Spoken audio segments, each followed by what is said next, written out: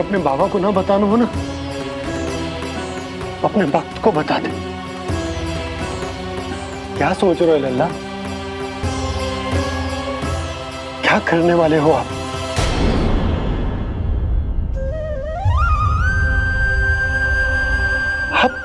आप इतने दुखी क्यों हो? खाना खाना क्या होगा? क्योंकि मुझे आभास हो गया है बाबा, समय आने वाला है। कौन सा समय आने वाला है लल्ला? इसीलिए सब कुछ बदलने वाला है। भैया को मेरा सत्य पता चल जाएगा बाबा।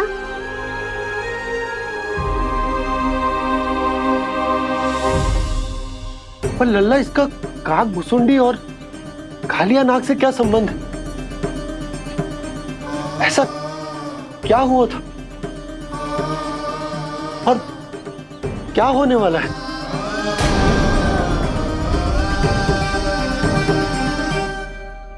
जो होने वाला है बाबा, उसका संबंध उससे है जो सैकड़ों वर्ष पहले हुआ था। महर्षि भृगु के एक वंशज थे वेद शिरोमुनि, जो विंध्याचल की पहाड़ियों में साधना कर रहे थे। तभी वहाँ अश्वशिरा नाम के एक दूसरे मुनि आमंत्रण के बिना ही आ गए। कितना सुंदर और शांतिपूर्ण आश्रम है। यहाँ प्रभु की साधना करने में बहुत आनंद आएगा। शीघ्र ही अश्वशिरा मुनि उपस्थिति के कारण होने वाले व्यवधान से बाध्य होकर वेद शिरोमुनि ने अपनी आंखें खोली। कौन हो तुम और यहाँ क्या कर रहे हो? आपके आश्रम में बहुत शांति है मुनिवर। साधना करने के लिए बहुत ही उत्तम स्थान है ये। मैं चाहता हूँ कि मैं भी यहाँ। आप यहाँ साधना करना चाहते हैं, लेकिन इतना भी नहीं जानते कि किसी के आश्रम में प्रवेश करने से पहले उसकी आज्ञा लेनी चाहिए।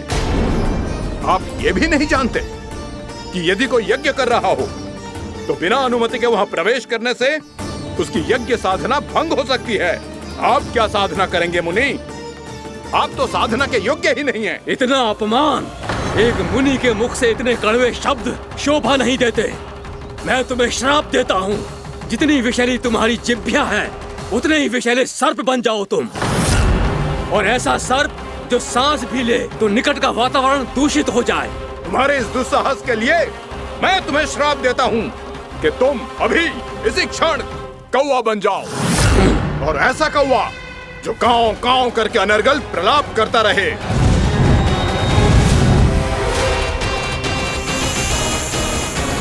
ये मैंने क्या किया? ये मैंने क्या किया? क्रोध के कारण दोनों ने एक दूसरे को श्राप दे दिया। पर दोनों ही मेरे भक्त हैं, और भगवान होकर मैं अपने भक्तों को इतनी कठिनाई में कैसे देख सकता था। इसीलिए जिस संकट में उन दोनों ने अपने आप को फंसा लिया था, उसका समाधान करने में मैं उनके पास गया। देखिए ना प्रभु, ये क्या हो गया हमसे। हमारी रक्षा कीजिए प्रभु, मार्ग दिखाइए हमें। क्रोध पर नियंत्रण ना होने के कारण आप दोनों ने एक दूसरे को बहुत ही भीषण संकट में डाल दिया है। अब दोनों ही तपस्वी, तप के बल से दिए गए आपके श्राप को लौटाना भी संभव नहीं है। प्रभु कोई तो उपाय होगा, हम आपके शरण में हैं प्रभु। अपराध तो हमसे हुआ है प्रभु, पर अब आपसे ही आशा है। कुछ ऐसा कीजिए भक्त वत्सल, जिससे हम दोनों के श्राप का प्रभाव कुछ कम हो जाए। आप दोनों ही मेरे भक्त हैं, इसलिए आपकी पीड़ा का निवारण करने का एक उपाय है मेरे पास। वेद शिरोमुनि, जब आप कालिया नाग बनेंगे तो आपको मेरे चरणों को अपने शीश पर धारण करने का सौभाग्य मिलेगा। और अश्व शिरोमुनि, आप काग योनि होने के बाद भी आप श्रेष्ठतम ज्ञान और सर्वाधिक यौगिक सिद्धियों के स्वामी होंगे और प्रवचन दिया करेंगे। इसके बाद अश्वशिरा मुनि काक बन गए, जिन्होंने आगे चलकर स्वयं गरुड़ देव को ब्राह्मण सुराई और मुनि वेदसिरा महर्षि कश्यप और देवी कत्रियों के पुत्र कालियानाग बनकर जल में। और अब वही कालियानाग जमराज में, जिनके कारण जानकी के प्राण लगभग चले ही गए थे। अब कालियानाग को उचित स्थान पर भेजने का समय आ गया है बाबा। पर ये तो अच्छी बात है कान, वेदसिरा मुनि को दिया हुआ तुम्हारा वचन भी पूरा हो जाएगा, जमुना जी की शुद्धि भी हो जाएगी। इस सब के बाद भी तुम दुखी क्यों हो? क्योंकि इसके बाद मैया के सामने मेरा रहस्य खुल जाएगा बाबा। उन्हें पता चल जाएगा कि उनका बालक कोई साधारण बालक ना है। भविष्य में जो होने वाला है उसे सबके सामने घटने से रोकना मेरे लिए भी संभव ना होगा। मैया को सब पता चल जाएगा। क्या पता चल जाएगा रे मुझे?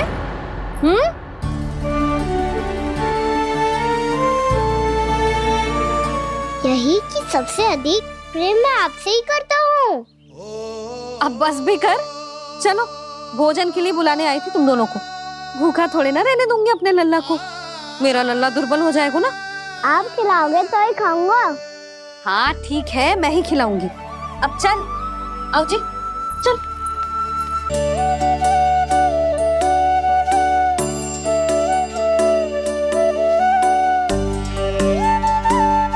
मैया खेलो ना मेरे साथ। मैया सुनो ना, मेरी बात ना मानोगी? अभी बहुत कार्य पड़े लल्ला, देख जानकी को औषधि भी देने जानो है ना। औषधि मैं दे दूंगा, फिर तो खेलोगी ना आप मेरे साथ। पिछले कुछ दिनों से अपनी मैया का अधिक से अधिक प्रेम पाने का प्रयास करो है कान्हा। इसका तो एक ही अर्थ हो सकता कि कछु बहुत बड़ो होने वालों है। कान्हा रुक जा लल्ला। कान्हा क्यों तंग कर रहा है? मैया को पहन लेना। कान्हा, कान्हा, ये क्या करो तूने?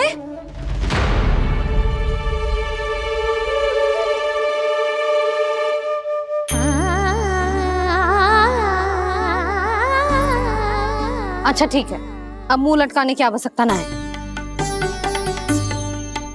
ये ले।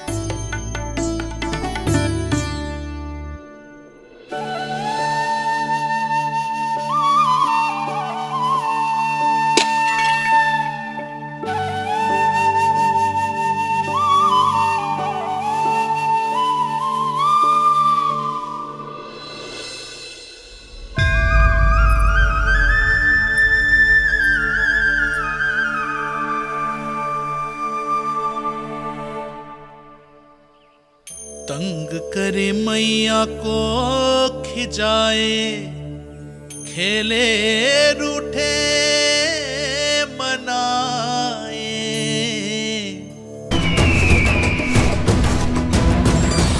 नारायण हरि, नारायण हरि।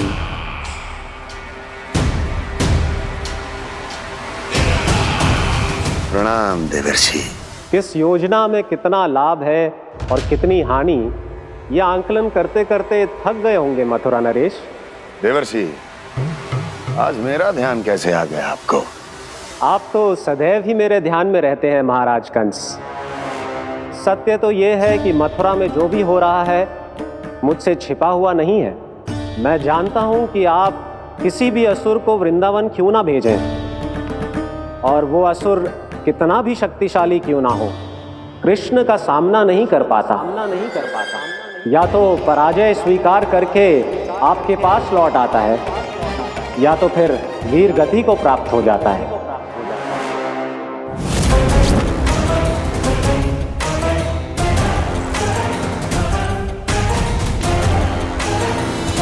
वाह, मुझे मेरी असफलताएं स्मरण कराने आए हैं, मेरे घाव को खुरेदने आए हैं, उन पे नमक छिड़कने आए हैं। मित्र को शत्रु समझने की भूल मत कीजिए महाराज कंस। मैं तो आपकी सहायता करने आया हूं। हाँ, और मेरी सहायता।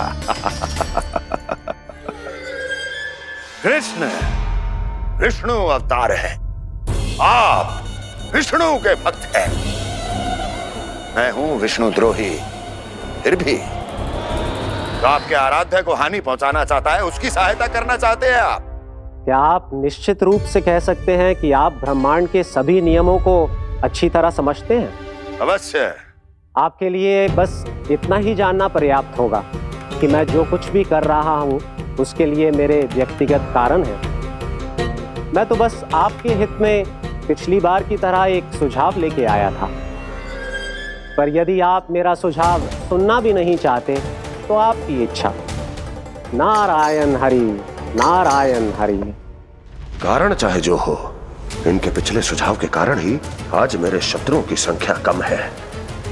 अन्यथा मैं देवकी के अन्य पुत्रों को भी जीवित छोड़ देता, और आज वो सब अपने भाई के साथ मिलकर उसकी शक्ति को अनेक गुणा बढ़ा देते। ठहरिए देवऋषि।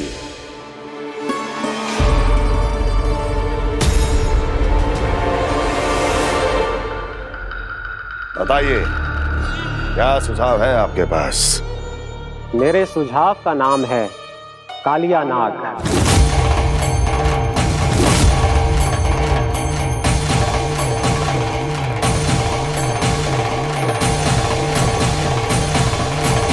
उसके विषय में मैं जानता हूं देवऋषि। तो समस्या ये है कि मैं स्वयं उससे मिलने नहीं जा सकता, उससे भेंट नहीं कर सकता। उस कृष्ण की हत्या के लिए उसको वृंदावन जाने के लिए तैयार नहीं कर सकता। तो मत जाइए उसके सामने, और ना उसे भेजिए कृष्ण के सामने। हर बार आप किसी न किसी असुर को अपने शत्रु के क्षेत्र में भेजते हैं, जहां शत्रु उसका सामना करने के लिए पूरी तरह से तैयार होता है और आपका असुर मारा जाता है। इस बार शत्रु को युद्ध स्थल चुनने का अवसर मत दीजिए महाराज। इस बार योजना का जाल ऐसे बुनिए कि कृष्ण स्वयं उसके पास जाने के लिए विवश हो जाए। कालिया नाग स्वयं काल है, मृत्यु का दूसरा नाम है। उसके विष का उपयोग अपने लाभ के लिए कीजिए महाराज। वैसे कालिया के विष की अधिकता का अनुमान तो होगा ही आपको।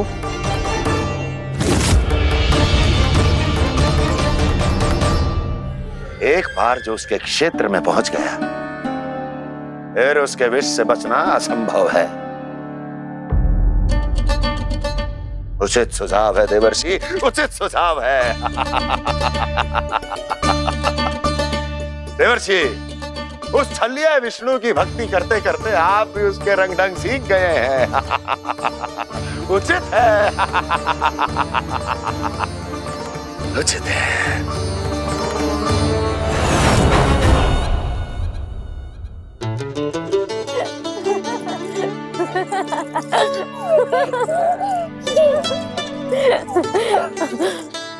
बस बस, बहुत आनंद ले लियो लल्ला। बस अब दूध पी ले। ठहर ठहर, गर्म है। जी ले पी।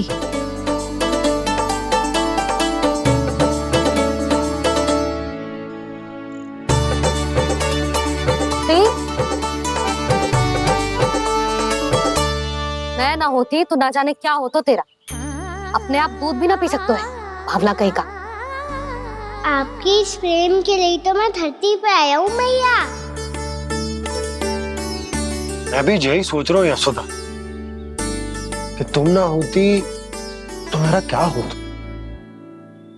इसी बात पे थोड़ा दूध और कजू खाने को दे दो। अरे मैं तो भूल ही गई। तनिक ठहर जाओ जी, जी दूध पी लेना तो आपके लिए भी कछु ले आती।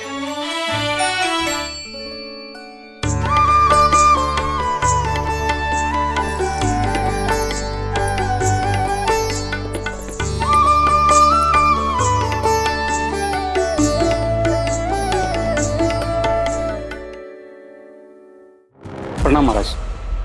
आपकी आज्ञा के अनुसार बिल्कुल वैसा ही पत्र तैयार किया है जैसा आप चाहते थे।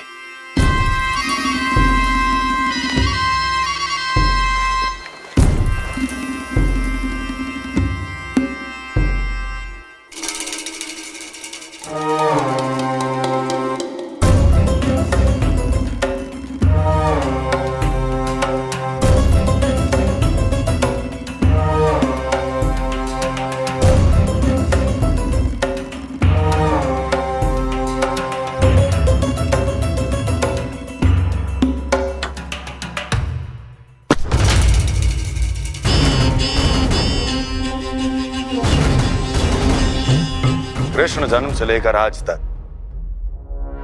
ये मेरी सबसे महत्वपूर्ण योजना है। इसका सफल होना निश्चित है दूत, किंतु केवल वही करना जैसा मैंने कहा है। जाओ।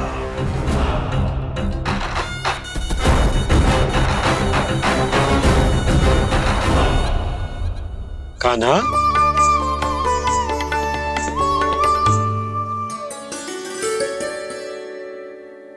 क्या होगा?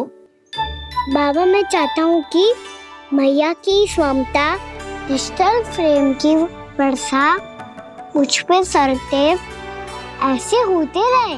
वो तो होती रहेगी लल्ला। अपने लल्ला के लिए किसी मैया का प्रेम कभी कम हो सकता है भला? नंदराज, वो मथुरा से एक दूत आयो है महाराज कंस का राजपत्र लेके।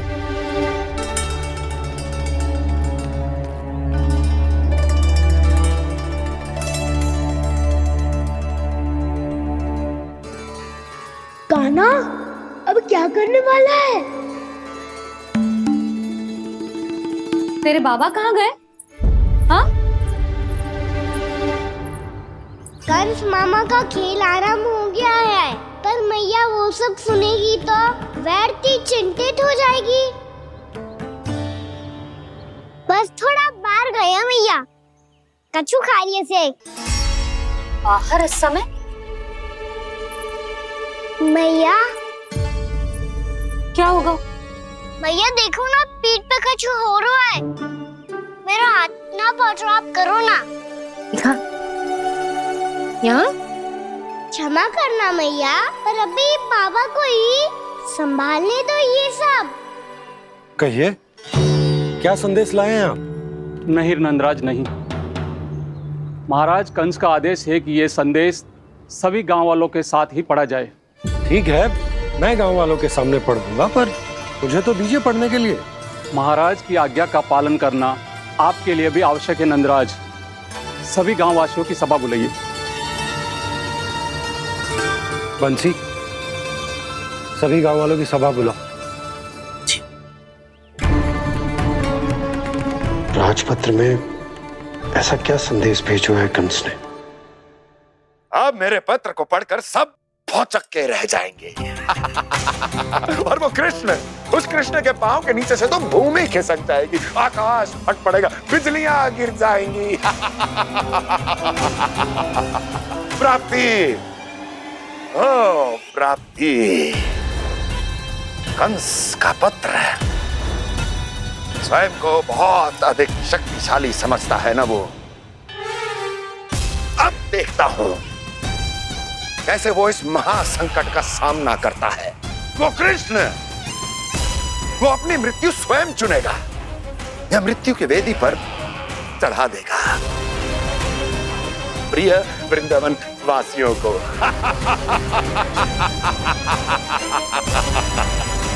अब आएगा आनंद प्राप्ति, अब आएगा आनंद।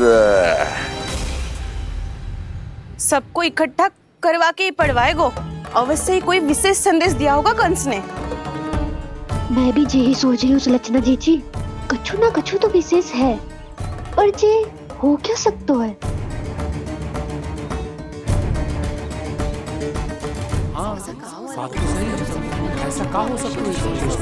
सभी गांव वासियों के सामने कहा जाए, कछु तो विशेष अवश्य लग रहे हैं। बाहर तक कोलाहल क्यों हो रहा है? मैया, मैया, अब क्या होगा? मैया देखो ना, सर पे कछु हो रहा है। लल्ला, नारायण ने तुझे हाथ दिए हैं ना? पीठ की बात अन्य थी। अपने सिर की सेवा स्वयं कर। सर पे तो हाथ पहुंच रहा है ना?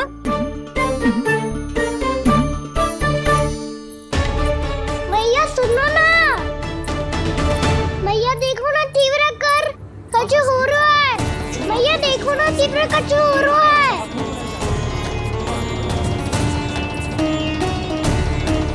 सब लोग आ चुके हैं, अपना संदेश सुनाइए आप। गोपराज नंद और सभी वृंदावन वासियों को सूचित किया जाता है कि मथुरा अधिपति और आप सभी के महाराज कंस ने कल सुबह भव्य पूजा का आयोजन किया है। इसके लिए राज्य को वृंदावन के क्षेत्र के निकट यमुना नदी के मध्य में खिलने वाले 1 कोटि कमल के पुष्पों की आवश्यकता है। इसीलिए आप सभी को यह आदेश दिया जाता है कि ये सभी कमल के पुष्प प्रथम पहर से पहले राजसभा में पहुंचा दिए जाए। इतने सारे पुष्प वो भी प्रथम पहर से पहले कैसे हो सकते हैं? यदि आप ऐसा करने में असफल रहे तो इसे राज आज्ञा का उल्लंघन माना जाएगा और राजद्रोह के आरोप में आप सभी को कड़े से कड़ा दंड दिया जाएगा। स्मरण रहे, यदि कल की पूजा में इन 1 कोटि कमल के पुष्पों का ना पहुंचने के कारण कोई व्यवधान आया तो समस्त वृंदावन वासियों को दोषी माना जाएगा और पूरे गांव को निवासियों सहित धूल में मिला दिया जाएगा। कल प्रथम पहर तक का ही समय है आप सबके पास।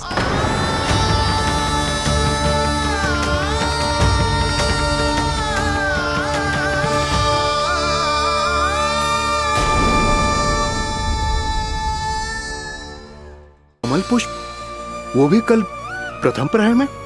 ऐसे कैसे संभव है?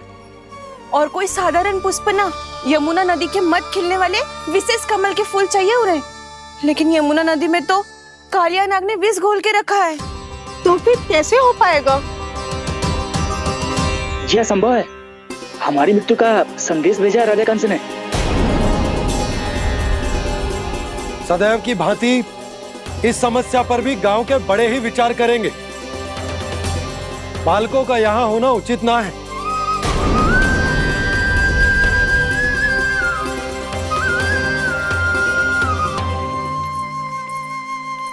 लल्ला ले, जे गेंद ले, जा अपने सखाओं के साथ खेल। सुबह उज्जवल, मधुमंगल वसंता, देखो भैया ने क्या दिया है। चलो खेले, बहुत आनंद आएगा आज।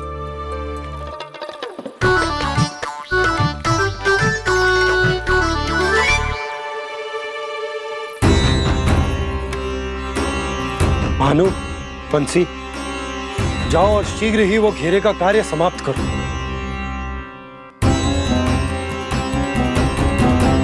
पर कछु ना कछु तो करना पड़ेगा ना। पर हम कर ही क्या सकते हैं? पुष्प लाने को और कोई उपाय है भी तो ना। मैं चला जाऊंगा जमुना जी में। वैसे भी मेरे जीवन के कितने दिन शेष बचे हैं। गांव के लिए, समाज के लिए कुछ करके मरूं, तभी तो शांति मिलेगी।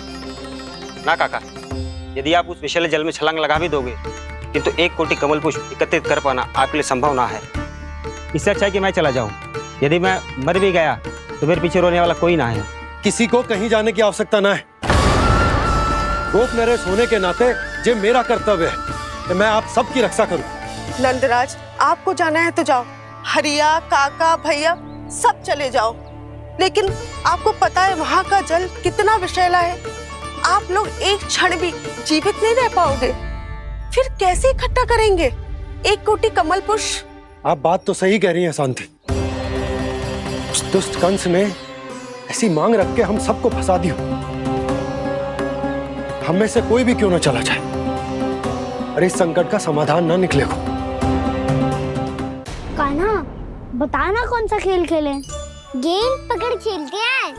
पर एक बात सुन लो सब, कोई भी तीव्र गति से ना फेंकेगा गेंद को।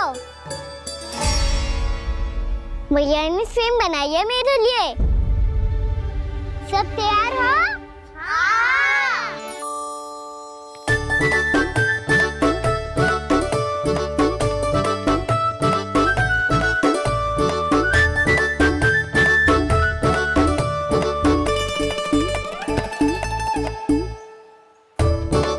मुझे दो।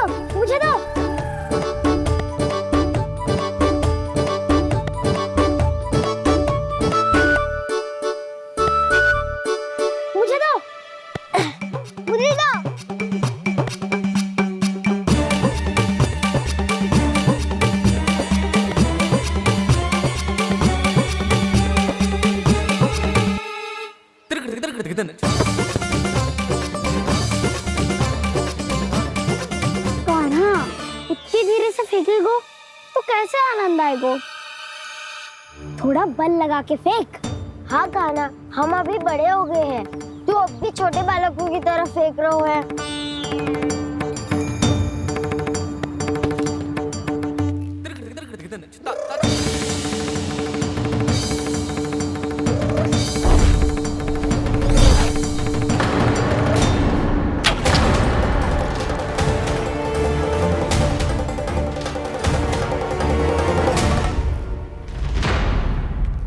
दीदी जी क्या करो कान्हा, गेंद तो डूब गई।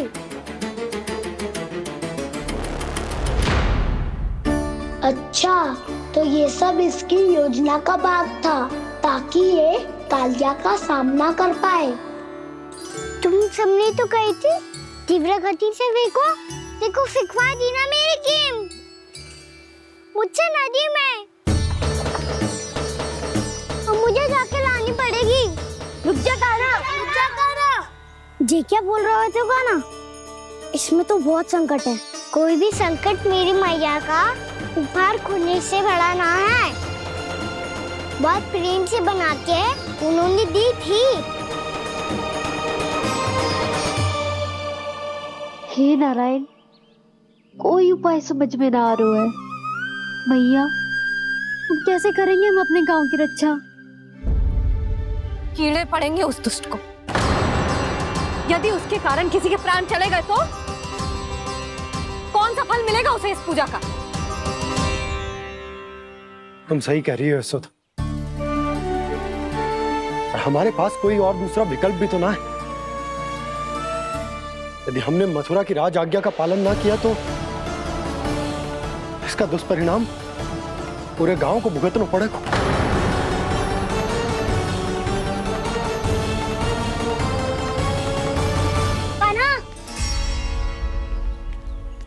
हमें पता है कि तू भगवान है, दिव्य है, बहुत शक्ति है तुझ में,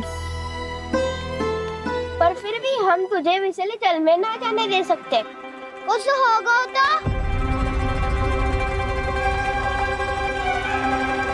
तुम सब इतनी हट कर रहे हो तो ठीक है, ना जाऊंगा। गेंद कहाँ गिरी है, कितनी दूर गई है, ये तो देख लूं, ताकि उसे बाहर निकालने का कोई उपाय ढूंढ पाऊं।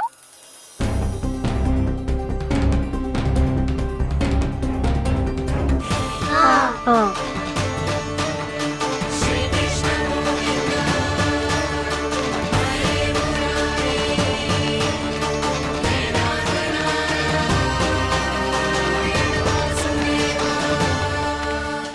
कान्हा की ये लीला तो समझ ही नहीं आ रही। पहले इसने देवश्री नारद को मथुरा जाकर कंस को भड़काने के लिए कहा, फिर स्वयं ही दुखी भी हो गया कि अब इसका रहस्य सबके सामने खुल जाएगा। और अभी स्वयं ही तो इसने कहा था कि गेंद बहुत महत्वपूर्ण है, फिर स्वयं ही उसे नदी के विषैले जल में फेंक दिया।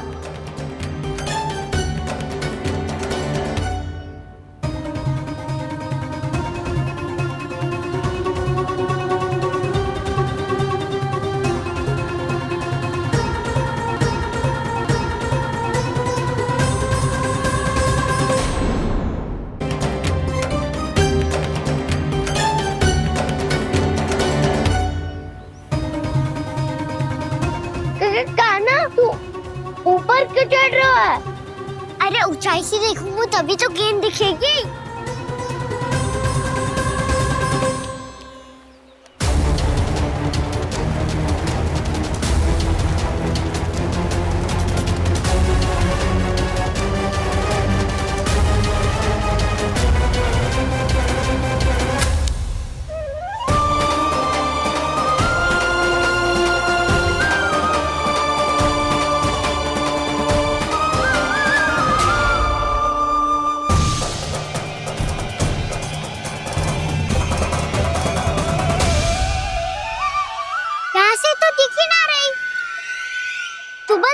से फेंकी थी ना? ना वहाँ से फेंकी थी। कहाँ से? देखा ना वहाँ से। समझ ना आ रहा, ठीक बताना कहाँ से फेंकी थी?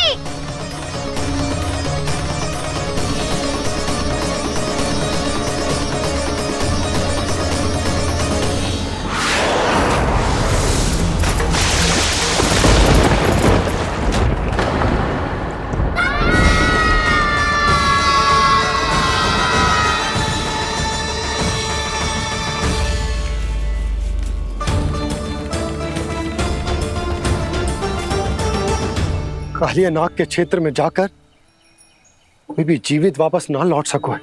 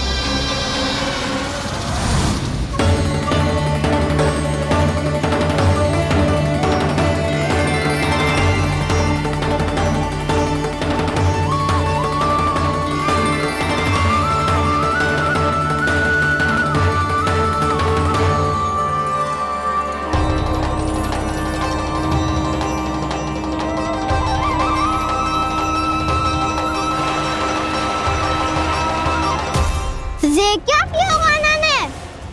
कालिया नाग तो उसे देखते ही निकल जाएगा।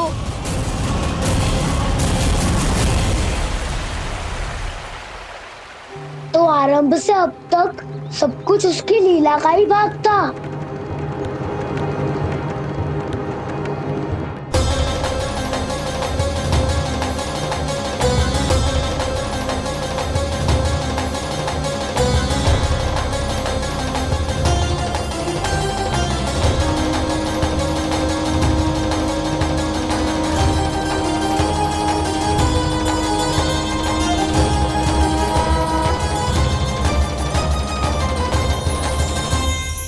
इतना सुंदर रूप, मन मोहने वाली मुस्कान, अद्भुत तेज और भगवान जैसी दिव्यता।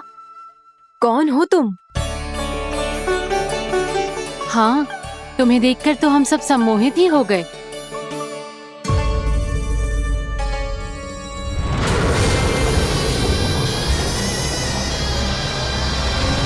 तुम जो भी हो बालक, वापस लौट जाओ। हमारा हृदय तुम्हें ही देखते रहना चाहता है, किंतु यदि हमारे पति जाग गए तो तुम्हें अवश्य हानि पहुंचाएंगे। ये बहुत विषैले है बालक, कालकोट जैसे भयानक। इनके विष से तुम नहीं बच सकोगे। नंदराज, कालिया नाग के विष का प्रभाव बढ़ते ही जा रहा है। पहले 8 कोस तक उसके विष का प्रभाव था, अब तो 1 योजन से अधिक क्षेत्र में फैलो है। जल पीने के प्रयास से अनेक पशु मारे गए हैं और नदी के निकट के वृक्ष और वनस्पति सब नष्ट होने लगे।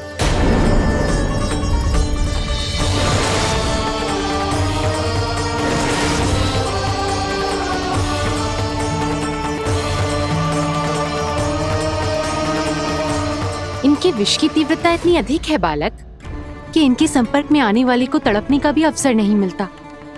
इनके विष की अग्नि क्षण भर से भी कम समय में प्राणवायु को जलाकर राख कर देती है।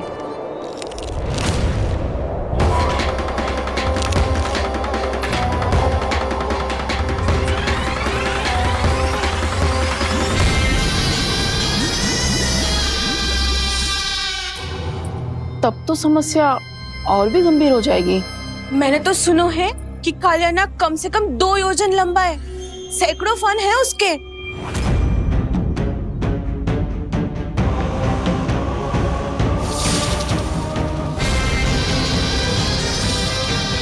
इसका अर्थ तो ये है कि हम दोनों ओर से फंस गए। एक और कंस को 1 कोटि कमल पुष्प देने जो कि कालिया नाग के क्षेत्र में पड़ते हैं, और दूसरी ओर उस कालिया नाग का विष यमुना जी के क्षेत्र में बढ़ता ही जा रहा। इसके कारण हम ही नहीं, निर्दोष पशु पक्षी भी संकट में। इन दोनों समस्याओं का एक ही समाधान है, उस कालिया नाग का सामना करना। और ये ना समझ आ रहा कि हम ये करेंगे कैसे, क्योंकि ये बात साधारण मनुष्य के बस की ना, हमारे लिए ये असंभव है।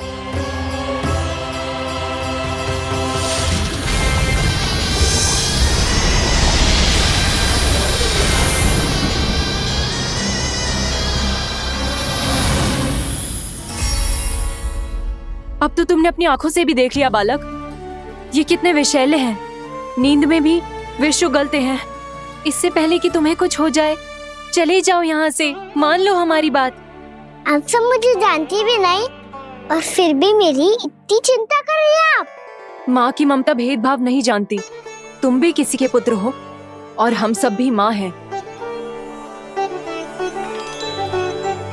एक माँ को हर बालक में अपनी ही संतान दिखाई देती है।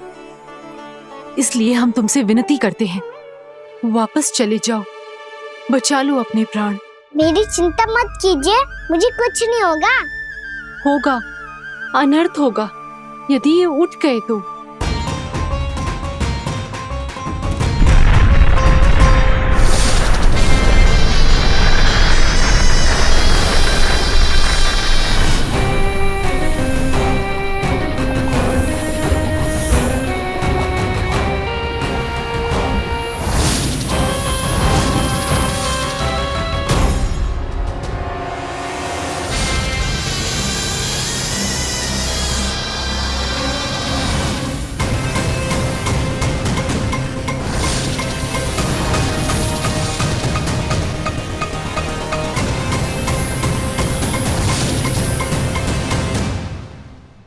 सामने होते हुए भी अपने इश्क को केवल वही देख सकता है जो अपना अभिमान त्याग चुका हो। पर पूर्व जन्म में मेरा भक्त होने के नाते मेरा सत्य स्वरूप देख पाने में मुझे इसकी सहायता करनी चाहिए।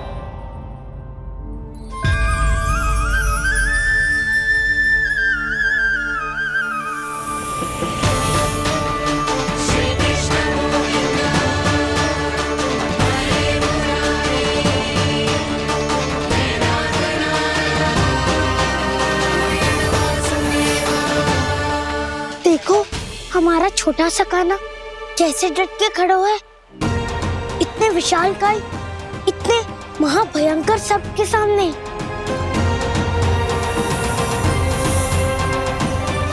ये कोई भगवान नहीं है जो इसके सामने हाथ जोड़ रही हो तुम सब।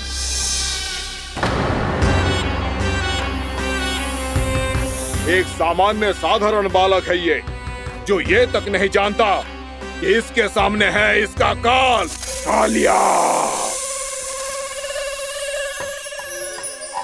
तू कौन है बालक?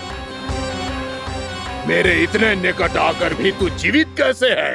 मेरी नहीं, अपनी चिंता करो कालिया। बहुत मनमानी कर ली तुमने। अब बस मैं तुम्हें रोकना हूँ। अब बस मैं तुम्हें रोकना हूँ। मैं तुम्हें रोकना हूँ। बित्ते भर का है तू, मेरे विष के बारे में जानता ही क्या है?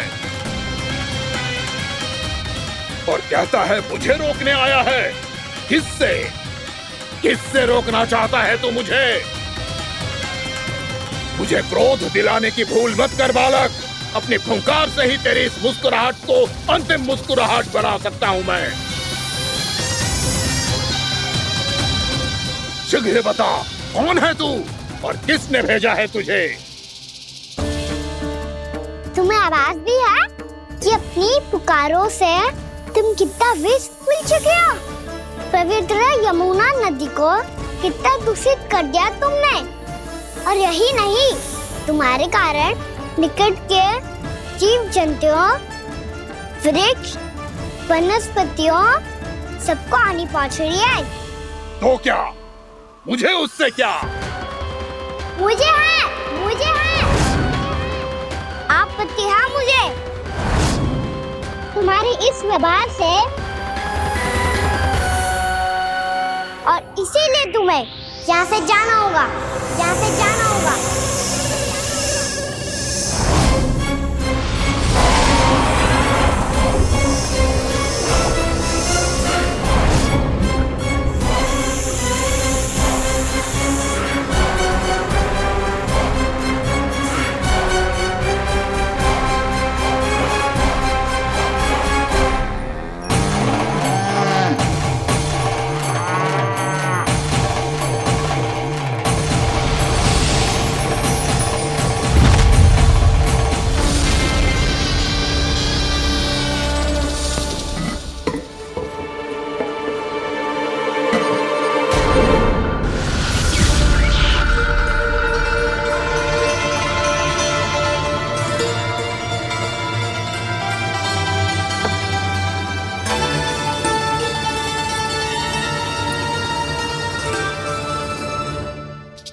मुझे आदेश देने का साहस भी कैसे किया तूने?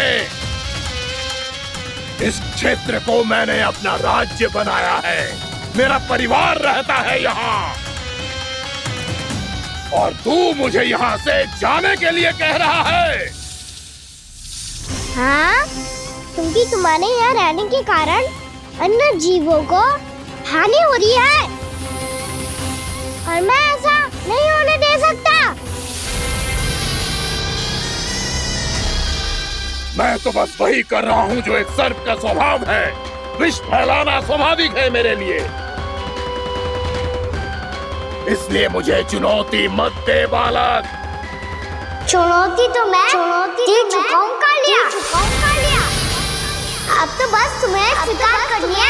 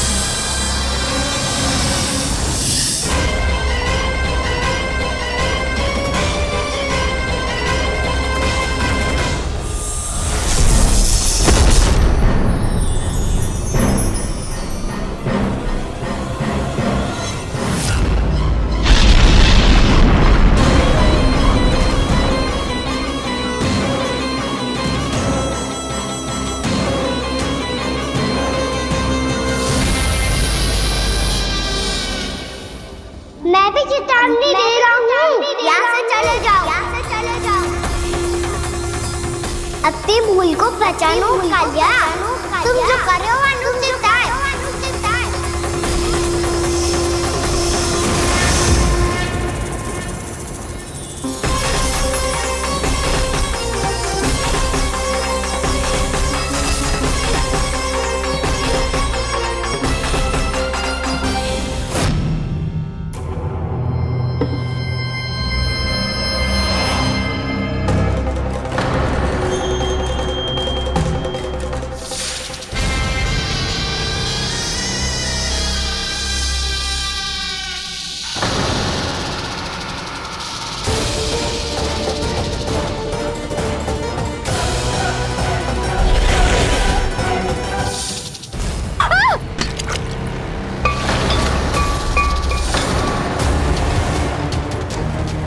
अब मैं आता हूँ।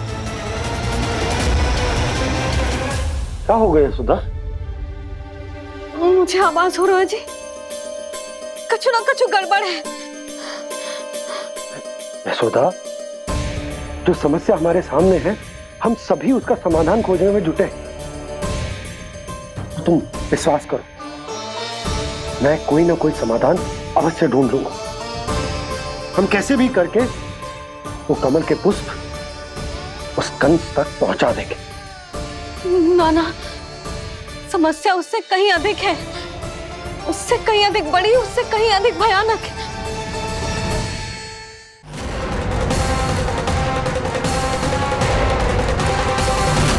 विस्की ये बूंद से ही सबके प्राण चले जाते हैं। इसने तो विस्की धारियां फेंकी है खाना पे। कान्हा कैसे बच्चे को अधिक विष से? इसका विष तो क्या, ये सर स्वयं भी छू तक नहीं पाएगा हमारे कान्हा को।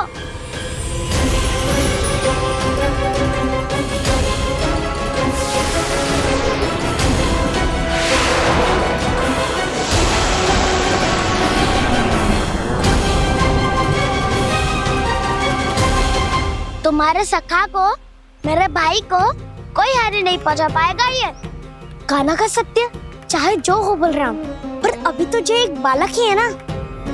देखो कैसे विष के कारण स्थिर हो गया है।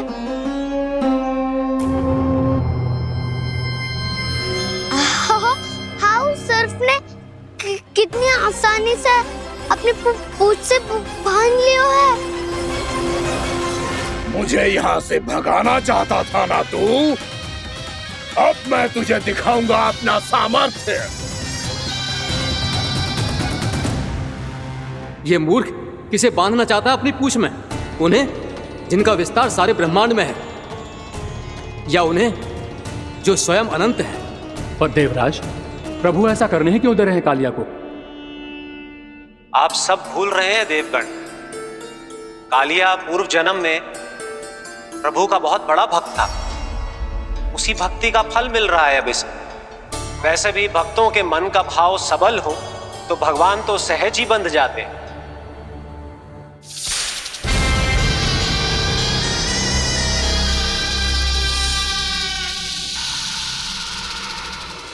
बलराम, तुमने ही तो कही थी कान्हा को कछु ना होगो। देखो उस दुष्ट ने चारों ओर से जकड़ लियो है।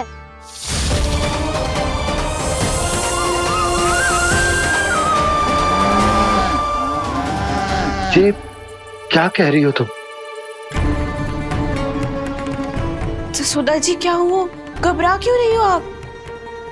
सुलोचना, मुझे आभास हो रहा है कुछ बहुत बड़ी अनहोनी हो गई है।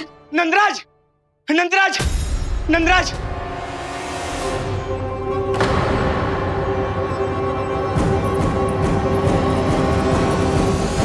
नंदराज, कान्हा ने जमना नदी में छलांग लगा दी है।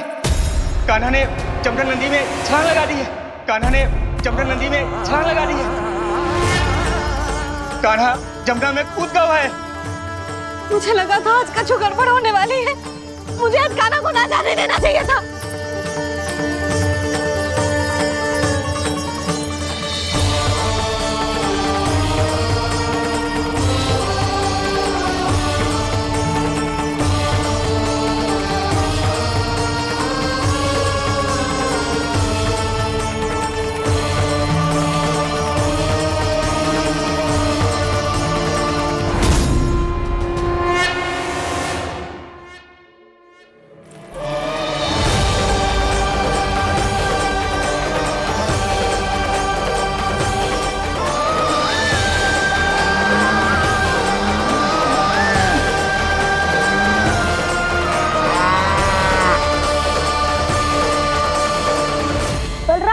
कछु करो ना।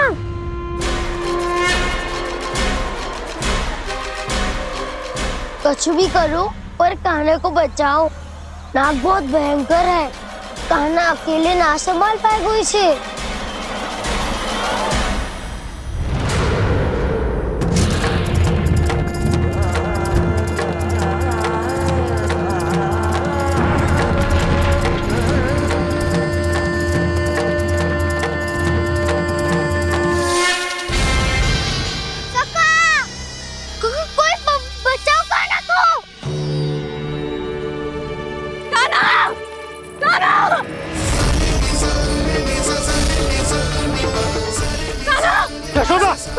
यशोदा रुको। छोड़ दो मुझे, छोड़ दो मुझे। रुक जीजी, संभालो। बावली हो गई क्या?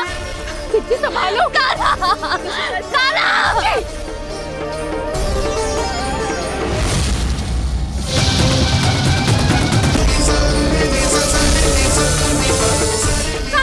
यशोदा, यशोदा रुको। छोड़ दो मुझे, छोड़ दो मुझे। रुक जीजी, संभालो। बावली हो गई क्या? जीजी संभालो। कान्हा, कान्हा।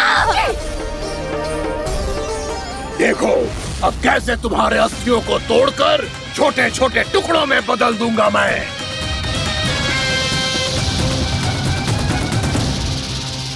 अगर जी आप जाओगी तो आप भी फंस जाओगी। अपने लल्ला के लिए मैं किसी भी संकट का सामना करने के लिए तैयार हूँ। छोड़ो ना यशोदा, हमें कोई और उपाय खोजना पड़ेगा। कोई और उपाय?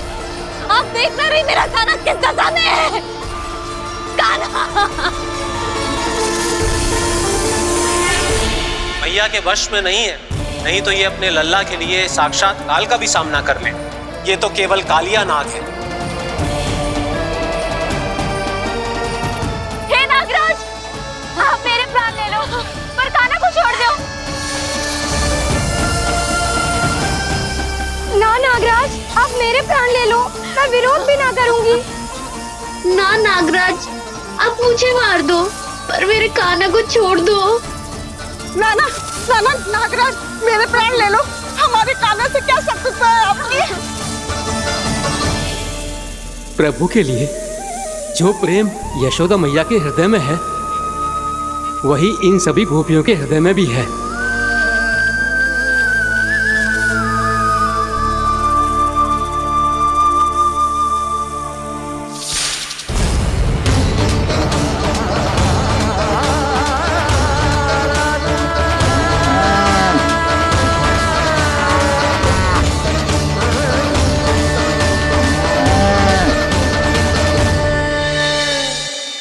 यशोदा, यशोदा,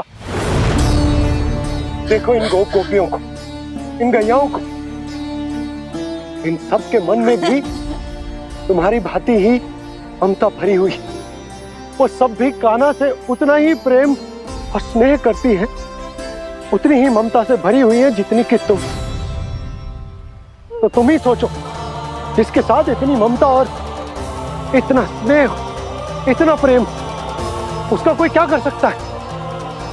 उस कालिया नाग का वेश इस सब आशीर्वादों के सामने कछु न है। कछु करो जी, उसे बोलो वो मेरे प्राण दे दे, मेरे कान्हा को छोड़ दे। यशोदा,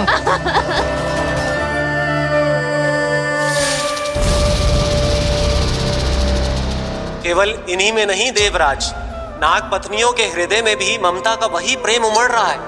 देखिए। मैं आपके हाथ जोड़ती हूँ स्वामी, इस बालक को छोड़ दीजिए। ये अवश्य ही कोई दिव्य आत्मा है स्वामी। हम आपसे विनती करते हैं स्वामी, इस नन्हे बालक को हानि मत पहुंचाइए स्वामी। मेरी पत्नियां मेरे ही शत्रु के लिए विनती कर रही हैं। अब यदि इसके पक्ष में एक शब्द भी कहा तुम सबने, तो मैं इस बालक से पहले तुम सबके प्राण ले लूंगा। हो रहा प्रसन्न नाग कालिया, विजय को निश्चित जान। रोते बिलखते व्याकुल सब, संकट में देख कान्हा के प्राण।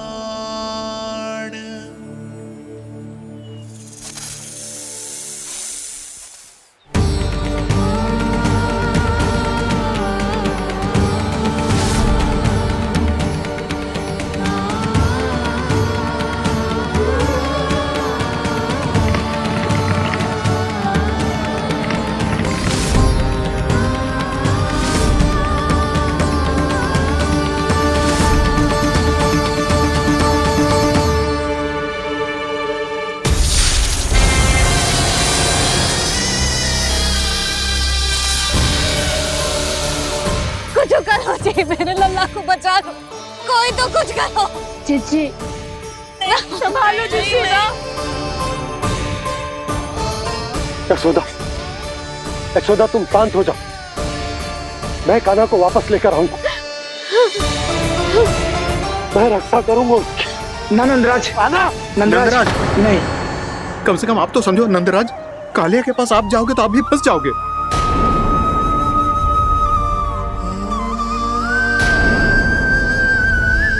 बलराम, तेरा भाई इतनी भीषण संकट में है और तुझे जरा भी दुख ना हो रहा? क्या आप सब अब तक नहीं समझ पाए कि कान्हा सच में कौन है? छोटे बाबा, आप तो उसका सत्य जानते हैं ना?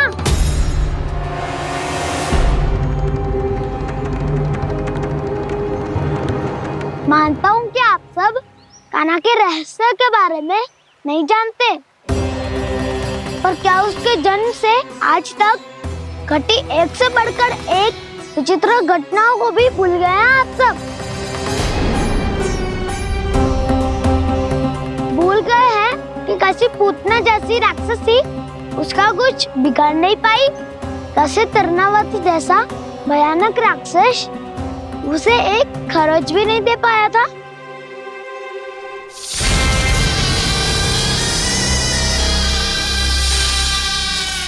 आप सबने अपनी आंखों से देखा था ना, बकासुर से कान्हा की रक्षा करने देवता स्वयं आए थे, पर सत्य तो ये है कि वो सभी देवता भी उस असुर के सामने असमर्थ हो गए थे। तब कान्हा बहुत ही आसानी से उस भयंकर असुर का वध किया था। एक ही बार में धराशायी कर दिया था उसे। तो आप सभी सोचिए, बार बार ऐसे असाधारण कार्य करने वाला बालक साधारण कैसे हो सकता है? अब तो आरंभ से ही सारा सत्य जानते हैं छोटे बाबा। रहस्य छुपाने में सदैव काला की सहायता करते आए आप, और आज आप स्वयं ही उसके सत्य को भूल रहे हैं। और तुम सब भी तो जानते हो कान्हा की शक्तियों के बारे में। तो क्या तनिक भी विश्वास ना है अपने सखा पे? बलराम, जे तू क्या कह रहे है? मैंने जो कहा उसका एक एक शब्द सत्य है छोटी माँ। यदि प्रभु की इच्छा हुई तभी कुछ ही क्षणों में सब कुछ अपनी आंखों से स्वयं अनुभव कर लेंगे आप।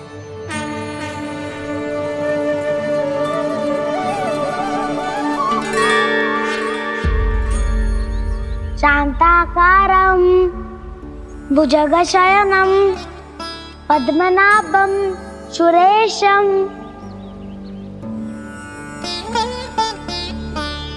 विश्वाधारं गगनसदृशं मेघवर्णं शुभांगं लक्ष्मीकान्तं कमलनयनं योगी वीरध्यानगम्यम्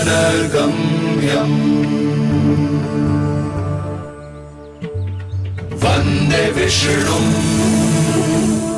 भवभयहरं सर्वलोकैकनाथम्।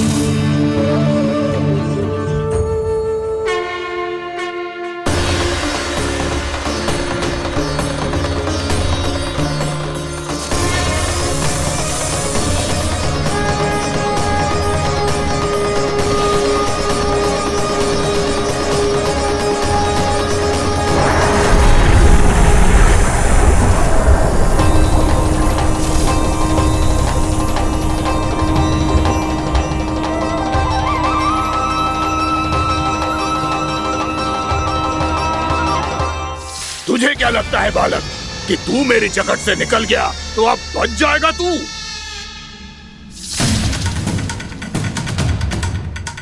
मेरे विष से अपनी प्राण रक्षा करने में सफल रहा, मेरी जकड़ से भी छूट गया, पर मेरे दंश से नहीं बच पाएगा।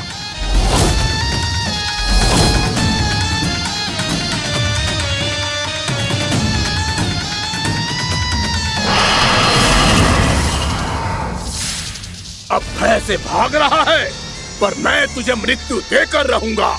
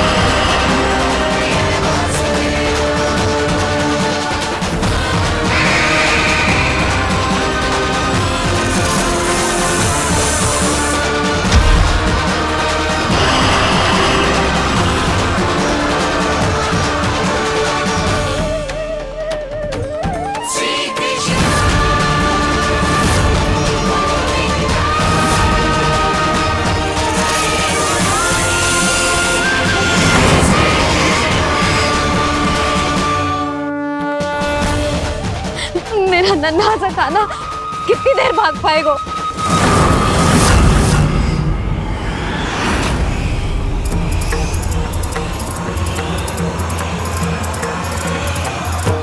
और कितनी प्रतीक्षा करोगे मेरी भक्त कालिया? भक्त नहीं, काल हूं मैं तेरा। जब भयंकर का मुकुट बुद्धि को ढक लेता है तो भक्त अपने भगवान को भी नहीं पहचान पाता। व्यर्थ की पहेली में मत उलझा बालक। ना मैं भक्त हूँ और ना तू भगवान।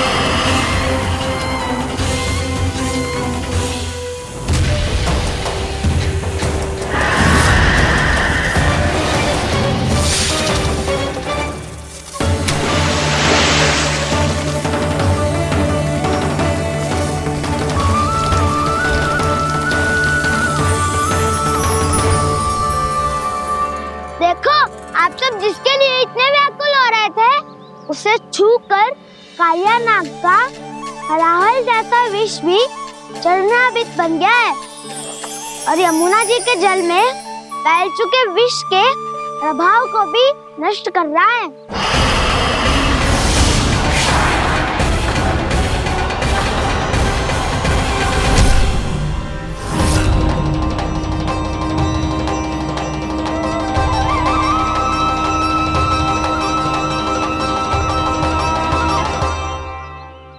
धर्म रक्षक अधर्म विनाशक प्रभु श्री कृष्ण का कौशल सचमुच अद्वितीय है। नारायण नारायण।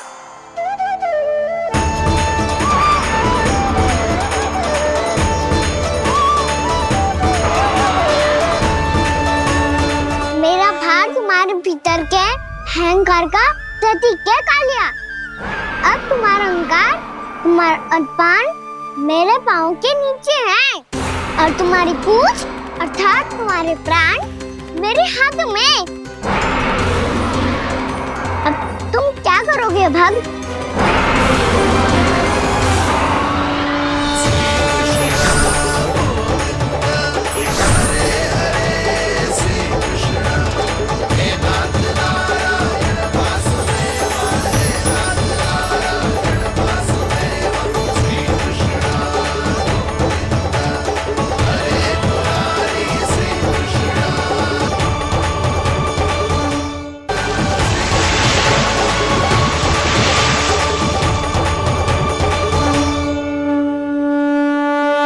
प्रभु, भले ये आपको पहचानने में असमर्थ हो, पर हम सब ने आपको पहचान लिया है। हाँ प्रभु, एक भक्त होने के नाते और एक अर्धांगिनी और माँ होने के नाते मैं आपसे इनके प्राणों की भिक्षा मांगती हूँ। अपनी कृपा दिखाइए और इन्हें क्षमा कर दीजिए। आपके लिए मित्र और शत्रु में कोई अंतर नहीं प्रभु, उसी तरह आपकी कृपा और दंड में भी कोई अंतर नहीं। दोनों दया ही तो हैं, अकारण ही किसी को प्राप्त नहीं होती। हमें विश्वास है कि हमारे पति को मिला ये दंड कोई अभिशाप नहीं है, आपका वरदान है। ये सत्य है प्रभु कि इनसे बहुत से पाप हुए हैं। इनके विष से बहुत सारे जीव जंतु को हानि पहुंची है, पर अब आपके चरण इनके शीश पर पड़ गए हैं। ऐसी कृपा तो बड़े बड़े महान महात्माओं को भी दुर्लभ हैं, और इन्हें प्राप्त हुआ तो अवश्य ही ये किसी महान पुण्य का ही फल है। हे प्रभु, उन्हीं पुण्य कर्मों की शक्ति का आह्वान कर मैं आपसे विनती करती हूँ, इन्हें प्राण दान दीजिए। मैं अपने इस भक्त को क्षमा अवश्य करूंगा देवियों, यदि ये अपने अहंकार को त्याग कर मुझे पहचान ले तो।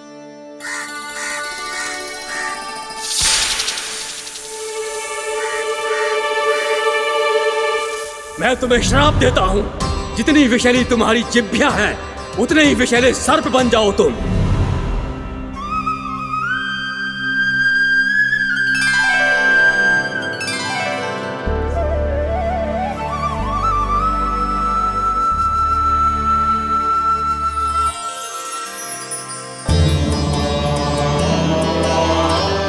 नारायण, मुझे क्षमा कीजिए नारायण। मैं तो आपका परम भक्त था, किंतु मैं आपको पहचान नहीं सका। इसका दंड तो मुझे मिलना ही था, किंतु मैं अब प्रायश्चित करना चाहता हूं। इसके लिए यदि आप मेरे प्राण भी ले लेंगे तो भी मुझे कोई दुख नहीं होगा। मैं अपना जीवन, मृत्यु और अपना अस्तित्व सब कुछ आपको समर्पित करता हूं।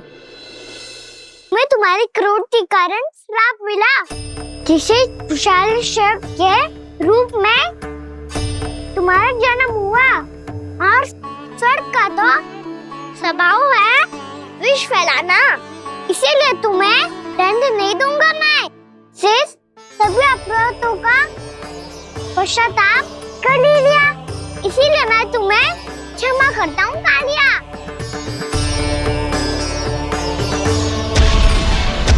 पर तुम्हें यहाँ से दूर समुद्र के बीच जाकर रहना होगा, जहाँ किसी निर्दोष का जीवन तुम्हारे विष से प्रभावित न हो। मैं चाहकर भी आपकी इस आज्ञा का पालन नहीं कर सकता। मैं असमर्थ हूँ प्रभु, क्योंकि यदि मैं इस क्षेत्र को छोड़कर गया तो मेरी मृत्यु निश्चित है। आपसे क्या छुपा है प्रभु? आप तो जानते हैं कि सर्प जाति और आपके वाहन गरुड़ के बीच अनंत शत्रुता चल रही है, जिसका प्रारंभ नागों के द्वीप नागालय से हुआ था।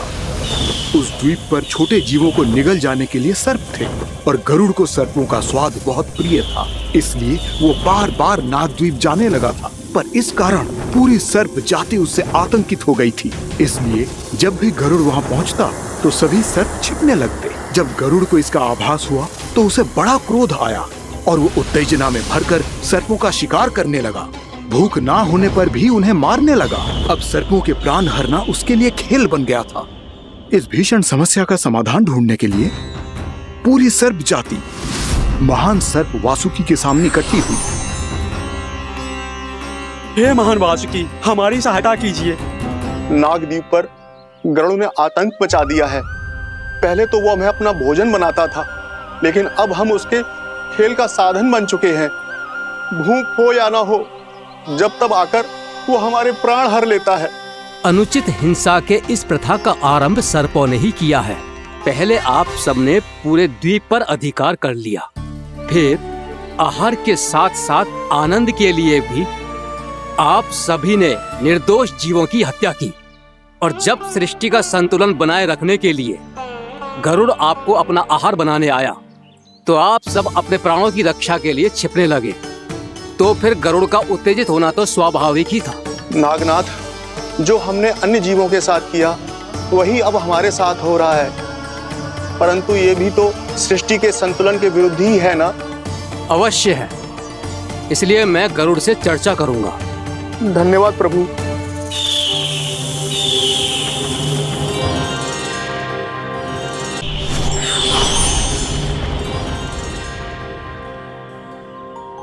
श्री नारायण के वाहन पक्षीराज गरुड़, मैं संपूर्ण सर्प जाति की ओर से आपसे एक निवेदन करने आया हूँ।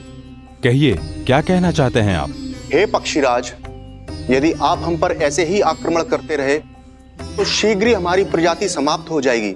इसीलिए हमारी आपसे विनती है, यदि आप उचित समझें तो सर्पों के किसी एक घर से हम आपको एक सर्प प्रतिदिन अर्पित करेंगे। आप उसको आहार बनाइए और अन्य सर्पों को जीवित रहने का अधिकार दीजिए। मुझे स्वीकार है। तब से प्रतिदिन किसी एक घर से एक सर्प गरुड़ के भोजन के लिए भेजा जाने लगा। समय के साथ मेरे घर की भी बारी आई, परंतु मैंने एक बहुत बड़ी भूल कर दी। समय आ गया है स्वामी, आज गरुड़ के आहार के लिए इसे चुना गया है। कौन है यह गरुड़ और क्यों दूं मैं इसे कोई भेंट? स्वामी, सभी सर्प राज्यों और गरुड़ के बीच में यही समझौता हुआ है, हमें इसका सम्मान करना ही होगा। मैंने कोई समझौता नहीं किया, मैंने कोई वचन नहीं दिया और ना ही मैं किसी गरुड़ से भयभीत होता हूँ।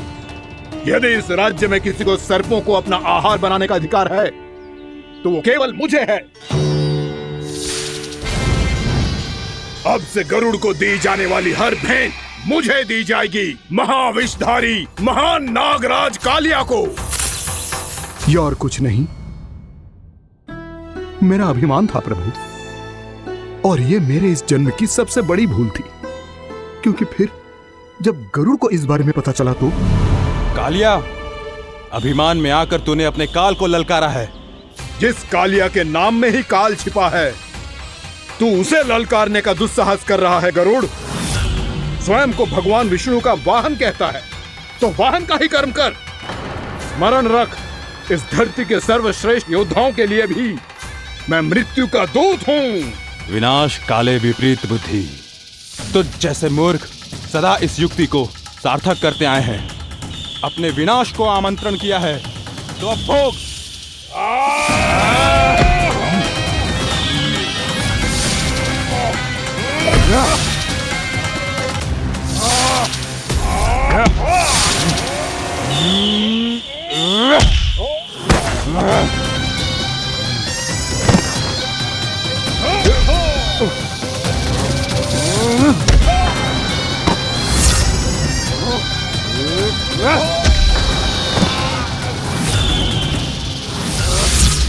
जिसने मेरा भोजन चुराने की धृष्टता की है वो इसी योग्य है। तू मुझे जानता नहीं है गरुड़, मैं महाविषधारी नाग कालिया हूँ। तेरा इतना दुस्साहस कि तूने मुझ पर चरण से प्रहार किया। वाह!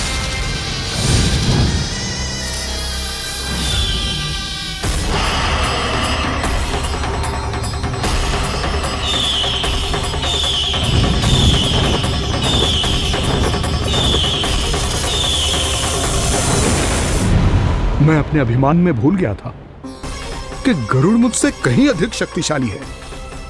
इसलिए अपने प्राणों की रक्षा करने के लिए मैं एक स्थान से दूसरे स्थान भागने लगा। नदियां, पर्वत, यहां तक कि मैंने सागर भी लांघ डाला, पर मैं जहां भी जाता गरुड़ के रूप में मेरा काल वहीं आ जाता। इसीलिए मृत्यु की आशंका से भयभीत होकर मैं अपने बड़े भाई मां कद्रू के प्रथम पुत्र अनंत शेषनाग से राय लेने चला गया। भैया, मैं यहां आपसे आपकी सहायता लेने आया हूं। मेरी एक छोटी सी भूल के कारण यह गरुड़ मेरा पीछा कर रहा है। मुझे हर समय हर स्थान पे ढूंढते रहता है। यदि उसने मुझे ढूंढ लिया तो वो निश्चित ही मेरे प्राण ले लेगा। मुझे कोई ऐसा स्थान बताइए जहां मैं अपनी पत्नी और अपनी संतानों के साथ शांति से रह सकूं। तुम यमुना नदी के किनारे वृंदावन क्षेत्र में जाके वास करो कालिया। गरुड़ वहां प्रवेश नहीं कर सकता क्योंकि उसे ऋषि सौबरी का श्राप मिला हुआ है।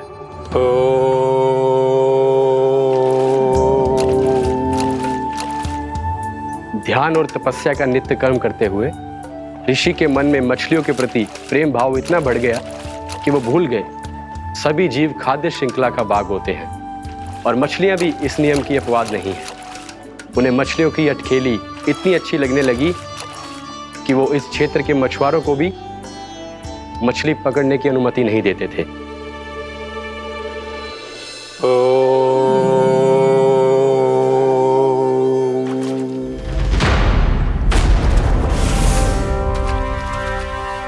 उस दिन वो उस पक्षी को नहीं रोक पाए, पर तब से सावधान रहने लगे। यहां तक कि अपने साधना से भी अधिक ध्यान वो पक्षियों पर केंद्रित करने लगे। ठहरो! इसी क्षण अपनी चोंच में पकड़ी इस मछली को छोड़ दो। तुम्हें इन मछलियों का आहार नहीं करना चाहिए पक्षीराज। ये तो खाद्य श्रृंखला का नियम है ऋषिवर। यदि मैं इनका आहार नहीं करूंगा तो कोई और पक्षी कर लेगा। मैं अपने आनंद या प्रतिशोध के लिए इनके प्राण नहीं ले रहा। ये तो बस मेरा भोजन है। पर यह मेरा तपस्या स्थल है। तुम यहाँ शिकार करके मेरी साधना में विघ्न नहीं डाल सकते पक्षीराज। यदि आपकी यही इच्छा है तो मैं आज के बाद यहाँ नहीं आऊंगा।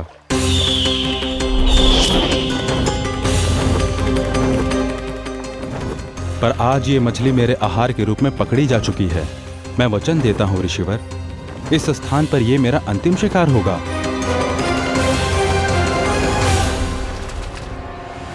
आज के बाद यदि तुमने वृंदावन के निकट उड़ान भी भरी तो तुम सैकड़ों टुकड़ों में फटकर मारे जाओगे पक्षीराज। ये मेरा श्राप है।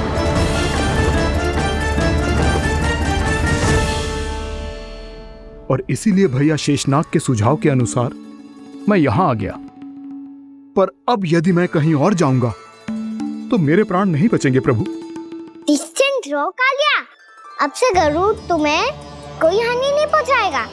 अब तुम्हारे फनों पर मेरी पक्षिंग बन गए कालिया, इसीलिए अब से तुम्हें गरुड़ से कोई भय नहीं होगा। निश्चिंत होकर अपने परिवार के साथ गहरे समुद्र में चले जाओ और सुख से शांति से निवास करो। पर ध्यान रहे निर्दोष जीवों को हानि ना पहुंचे। आपने मुझे जीवन दान दे दिया प्रभु, इस उपकार से मैं कृतज्ञ हूँ प्रभु। आदेश दीजिए, मैं आपकी सेवा कैसे करूं? तुम्हारे जल क्षेत्र से 1 कोटि कमल पुष्पों को लेने की अनुमति दे दो कालिया। यह मेरी सेवा होगी। प्रभु, ये तो मेरा सौभाग्य होगा।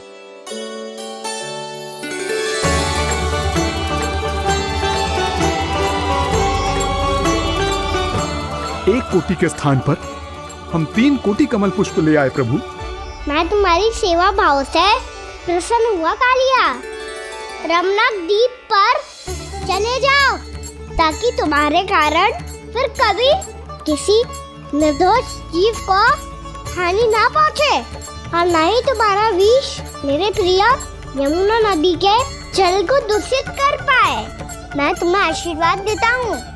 आज यहाँ मेरे द्वारा तुम्हें दिए गए इस आदेश का स्मरण जो भी भक्त करेगा और प्रातः काल और संध्या काल में इसका उच्चारण करेगा, उसे फिर कभी किसी संकट से कोई भय नहीं होगा। ये स्थान अब से काला कुंड के नाम से जाना जाएगा। यहाँ पर स्नान करने वाला और देवताओं को इस क्षेत्र से जल का अर्घ्य देकर प्रसन्न करने वाला भक्त यदि मेरा स्मरण करके पा सकेगा तो वो अपने सभी पापों से शीघ्र ही मुक्त हो जाएगा।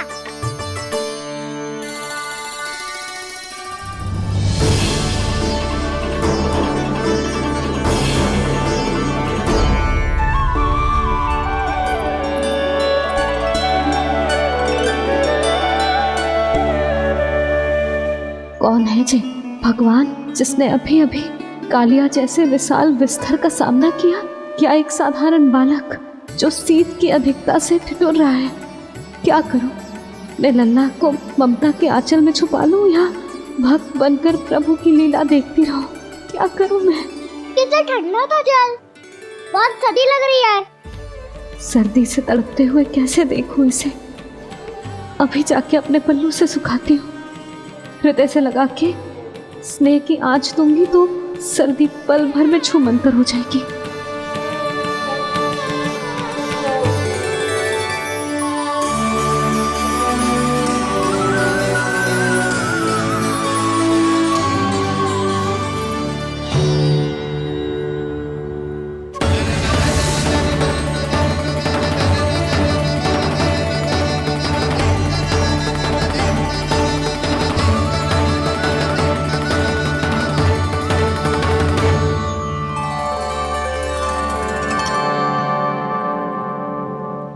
मेरी आवश्यकता ना है इसे।